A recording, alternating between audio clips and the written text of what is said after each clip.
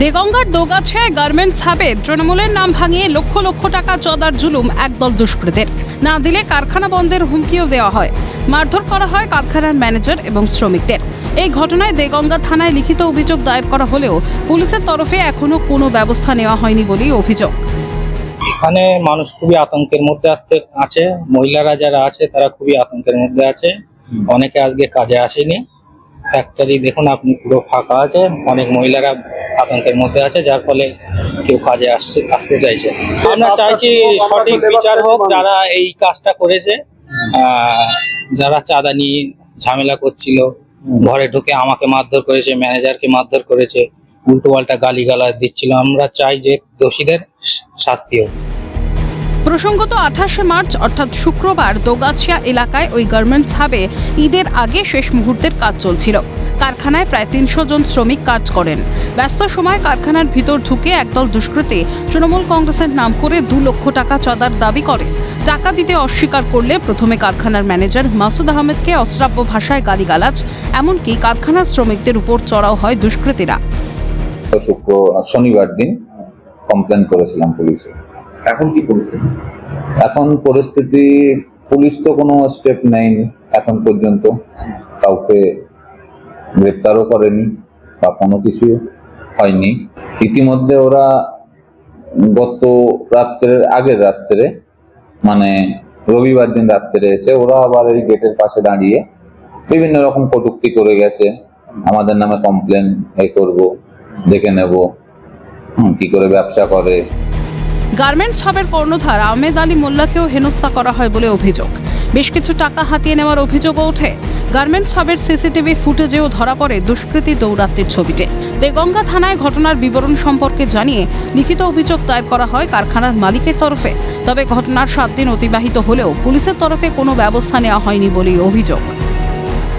Police এখনো পর্যন্ত কোনো রকম কোনো পদক্ষেপ নেয়নি, না আমার সঙ্গে কোনো কন্ট্যাক্ট, না কোনো পদক্ষেপ, না কোনো সহযোগিতা, না প্রশাসনের তরফ থেকে, না গভর্নমেন্টের তরফ থেকে কোনো রকম কোনো সহযোগিতা বা কোনো রকম কোনো আশ্বাস আমি কিছু পাইনি এখনো পর্যন্ত।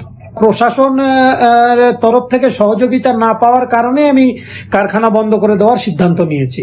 তারা তো এখন রাত্রিবেলা 1টার পরে এসে আমাদেরকে আরো হুমকি দিচ্ছে যে আমাদের কিছু করার তোমাদের ক্ষমতা নেই, কারণ আমাদের মাথার উপরে বড় নেতার হাত আছে, প্রশাসনে কেউ কিছু করবে না, প্রশাসনেরও কিছু করার ক্ষমতা নেই, তাদের বক্তব্য।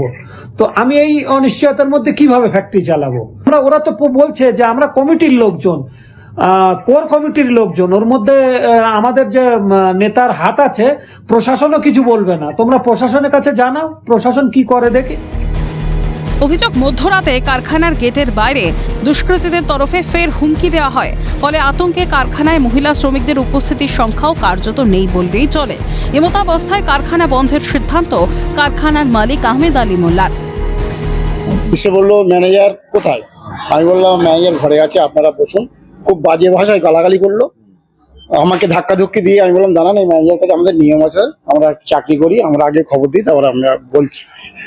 আমাকে তো বিশাল বাজে ভাষায় গালাগালি দিয়ে বললো যে চল, বাজে ভাষা গালে ম্যানেজার কাছে নিয়ে চল। গিয়ে ম্যানেজার বাবুকে ধস্তাধস্তি, মারধর করা, আমাকে মারধর করা, আমাদের স্টাফের গায়ে হাত দিয়ে মারধর করা, অনেক কিছু করলো। করার পরে আমাকে বললে যে কোনোদিন বলবে কথা, আর তোরে মেরে তোর বাড়ি কোথায়, মেরে লাশ বানিয়ে তোর বাড়ি বাড়ি দেবো। হুমকি দিয়ে গেছে বড় কথা যে বোম উড়িয়ে দেবো, হ্যান করবো ত্যান করবো। আমি ছিলাম ডিউটিতে।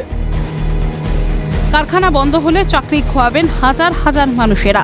প্রশাসনের কাছে অবিলম্বে দোষীদের কঠোরতম শাস্তির দাবি করেন কারখানার শ্রমিকরা।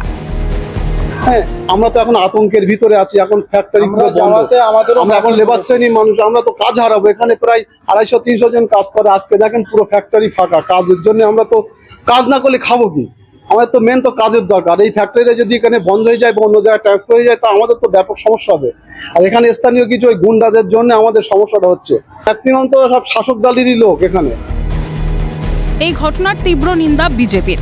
শাসক দলের অঙ্গুলি হেলনেই রাজ্যে বাড়ছে কারখানা বন্ধের মতো ঘটনা।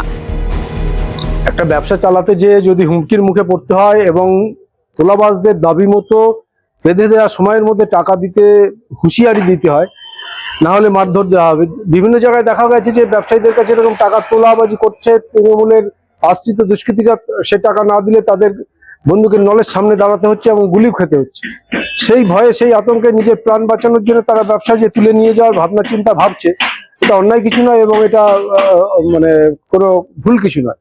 আগে তো জীবন, তারপরে তো ব্যবসা। পুলিশ আতঙ্কে এবং ভয়ে কোনো ব্যবস্থা নিতে পারছে না, তার কারণ যে পুলিশ ব্যবস্থা নিতে যাবে তাকেই কোপের মুখে পড়তে হবে। দীর্ঘদিন ধরেই জোর জুলুমের রাজনীতি চালাচ্ছে তৃণমূল। কাটমানি না দিলে দেওয়া হচ্ছে হুমকিও। রাজ্য জুড়ে কি স্বৈরাচারী শাসন কায়েম করতে বদ্ধপরিকর রাজ্যের শাসক দল? উঠছে প্রশ্ন। পঙ্কজ বিশ্বাসের রিপোর্ট, ক্যালকাটা নিউজ।